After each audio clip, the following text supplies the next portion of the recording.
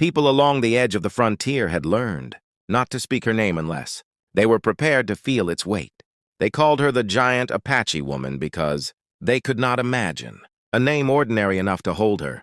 Some swore she was born of stone and wind, that the mountains themselves had lifted and shaped her into a guardian for the land. Others said she had simply grown the way strong trees do, drinking in the sun, the storms, the long silence of the desert until she became something the world could not ignore.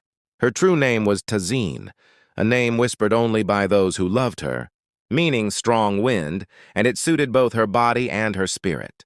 She stood taller than most men, her dark hair often braided down her back, her steps sure and unhurried as if she had all the time the earth had ever known. Travelers who passed near her territory felt a strange pressure in the air, as though unseen eyes measured them.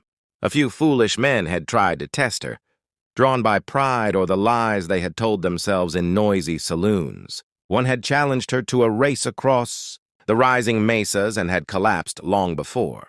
She even seemed to breathe hard. Another had lifted a rifle, hands shaking at the thought of the tale he might later tell, but she had taken the weapon from him so swiftly that he could not describe how it had happened. She never struck to humiliate. She only ended the matter, leaving behind dust, silence, and the heavy lesson that strength was not a game. As the sun dipped one evening and painted the canyons in shades of blood and gold, a group of traders paused at the edge of her land. They spoke in lowered voices, glancing toward the ridges as if she might appear at any moment. One laughed uneasily and said no man was strong enough for her, no man foolish enough to try. A cowboy sat apart from them, leaning against a worn saddle, listening more than speaking. His name was Cal Grayson, and unlike the others, he did not laugh. He looked out toward the darkening line of the hills and felt something stir that he could not name, a pull that was not fear or challenge but curiosity, deep and undeniable. In that quiet moment, while the others packed up their wagons and urged their horses to move on, Cal remained still, sensing that somewhere beyond the fading light,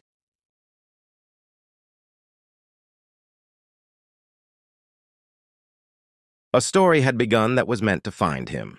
Cal did not arrive the way the others had. There was no dust cloud announcing him, no men riding at his side, no boast already formed on his tongue. He left his horse tied far from the ridges and continued on foot, the leather of his boots whispering against the gravel as he climbed. He wanted her to hear him only if she chose to see him only if she wished. The land felt different here, as though it recognized a familiar guardian and expected every stranger to prove themselves before being allowed another breath. Still, Cal kept walking, slow and deliberate, stopping when the wind shifted, listening to the way it threaded between the rocks. When she finally stepped into view, it startled him not because she was frightening, but because it felt impossible that such a presence could simply unfold from the stone. She seemed to grow out of the cliffside itself, tall and steady, her gaze level and unreadable. The stories had not been lies, yet they had named only the smallest part of what she was. There was a gravity to her that had nothing to do with size, an authority that came not from domination but from belonging. She spoke, her voice low and even, telling him he had come too far and should turn back. But there was no anger in it, only certainty. "I didn't come to fight," he said, surprised at how calm his own voice sounded in the vast silence between them. "I just wanted to see for myself." "To see what?" she asked. "The truth," he answered after a moment.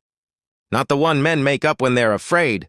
She studied him as if searching for something beneath his skin, beyond his words. He had faced men with guns, driven cattle through storms that tried to swallow the earth, but nothing had ever made him feel so small, or so clear, at the same time. Minutes passed without either of them speaking. The sun moved lower, shifting the shadows around her feet. Finally, she turned away as if dismissing him altogether. "You have seen enough," she said over her shoulder. "Go." But he didn't leave right away. He sat on a flat stone where he stood, keeping a respectful distance, and watched the land breathe. He returned again the next day and the next, never crossing a line she had drawn with her presence alone.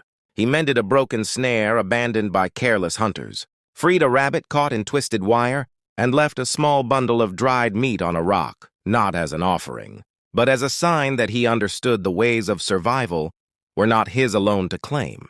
From the edge of her vision, she saw these quiet acts.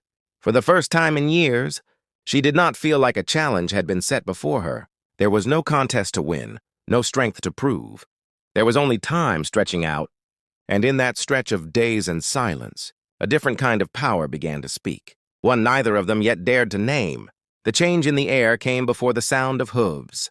Even the birds sensed it, lifting from the scrub brush in a sudden scattered burst, leaving behind a silence that pressed against the rocks. Tazeen stood still, eyes narrowed as she watched the distant movement along the ridge. Shapes gathered there, men and horses cutting against the pale sky, their outlines sharp with purpose. They were not wanderers. They were not lost.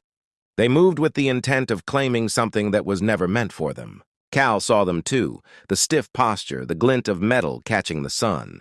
A cold awareness settled into him, familiar from years on the frontier. Trouble always announced itself in quiet ways first, like a breath held too long. When they rode closer, their voices followed rough and careless, carrying questions that weren't really questions at all. They demanded to know where the giant woman was hiding, demanded that he guide them through the land as if it were nothing more than ink on a map.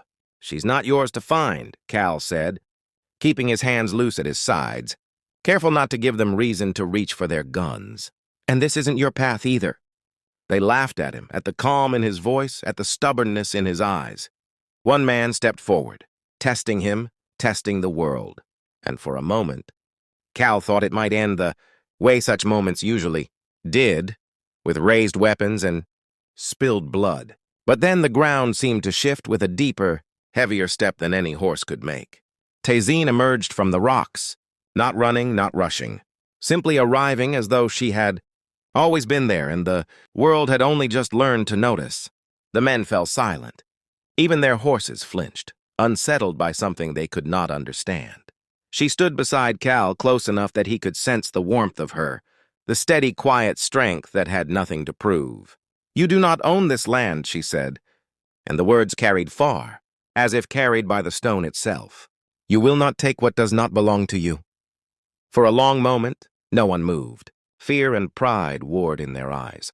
They had come ready for a monster, for a wild challenge they could conquer and turn into a story. What they found instead was something older than their hunger, something rooted so deeply that it made their bravado feel thin. One by one, their resolve broke. They turned their horses away, retreating from the place that made them feel small in a way they did not have the language to describe. The sound of their departure faded into the distance, leaving only the wind and the slow return of life to the hills. Cal exhaled, the tension slipping from him at last. He glanced at Tazeen, a quiet gratitude in his eyes. "You didn't have to step in," he said. "You chose to stand," she replied. "I chose to stand with you." In that simple exchange, something settled between them. Not ownership, not conquest, just trust hard-won and rare. And in the vast, watching silence of TT,